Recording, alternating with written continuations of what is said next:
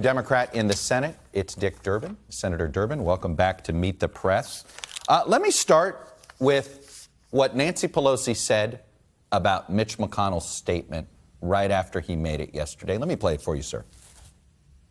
He was hedging all over the place. I don't know whether it was for donors or what, but whatever it was a very disingenuous speech. And I say that regretfully because I always want to be able to work with the leadership of the other party. Did you find Senator McConnell's remarks disingenuous? Well, let me say, Chuck, at the outset first, to Jamie Raskin and his team, an extraordinarily good job. Importantly, in the history of our country, they spoke up at the right moment. But let me say another word. We were never going to reach 67 votes in the Senate without Mitch McConnell voting guilty. So he went up on the floor afterwards. He basically gave the speech that Jamie Raskin would have given to the Senate and then tried to justify his vote for acquittal. It wasn't going to happen. We weren't going to reach 67 without him. Did you find his remarks disingenuous, or do you think that do you take him at his word on his belief about the constitutionality of it? I tell you what, I think that argument that we can't impeach someone who's out of office really begs the question. The House managers made the point early on, so that means that there's some period in the presidency when Congress cannot respond quickly enough that a president can get away with anything. I don't believe the framers were that careless in writing those sections. And history tells us, as Jamie Raskin just noted, that we have impeached those who have left office. You can't resign your way out of your responsibility. In fact, I was going to say, I do feel like that maybe what inadvertently has happened is we now have this gap during the transition that apparently January 7th to January 20th, we are lucky Donald Trump didn't do anything. What would have happened if he did something? Is there suddenly no mechanism to have removed him from office if they weren't going to invoke the 25th Amendment? That's exactly the conclusion that many of the Republicans were hanging their hat on, that there was a grace period for the president no matter what he chose to do. Listen, it gets down to this when you look at it, Chuck. Many of the Republicans were voting out of loyalty to Donald Trump.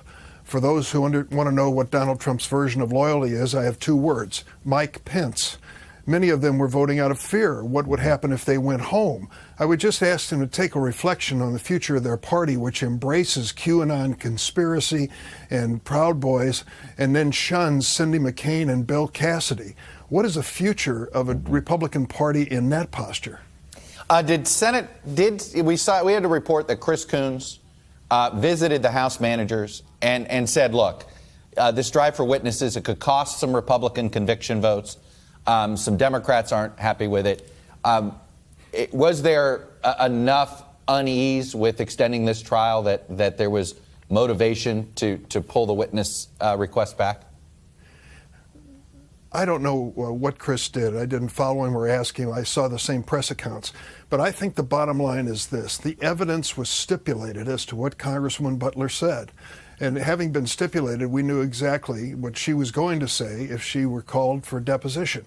So I don't think we lost any ground. The facts were before the Senate. I think the physical deposition would not have made a significant difference, and it would have delayed the proceeding. I'm curious. Do you feel as if by accelerating the process yesterday, is there going to be a connection with being able to speed up now and deal with the president's relief package? I mean, was there any coupling of that yesterday or not? No, we had this coming week, of course, is a recess week for the Senate, so we had time. That wasn't the element here. And I do want to make this point. We are working with President Biden on the priorities of the American people, dealing with this pandemic, dealing with the economy, providing cash payments to American citizens to help them through this tough period. So what we did with this impeachment trial was not at the expense of President Biden's priorities. We'll be returning to them quickly when we come back to Washington. Do we need a 9/11 style commission still about January 6th? I can tell you one of the things that I was looking forward to was making the record for history as to what occurred. We still have people even at the trial, were making claims that Antifa was really behind it, not Trump's people. Well, that was rejected by Kevin McCarthy. It's been rejected by the clear evidence that was presented to us. I wanted to make sure that the Soviet-style revisionists on the Republican side, who are trying to blame everybody but Donald Trump, had a record in front of the American people that was clear.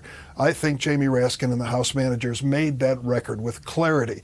Even, let's be honest with you, even Mitch McConnell acknowledged that last night in his speech. So we have that record, and that's the important historic record to show this generation of doubters and any future generation. All right, so it sounds like you think we've done a big chunk of this investigating. All right. Senator Dick Durbin, Democrat from Illinois, thanks for coming on and sharing your perspective with us. Thanks, sir. Chuck. Hey, thanks for watching our YouTube channel. Follow today's top stories and breaking news by downloading the NBC News app.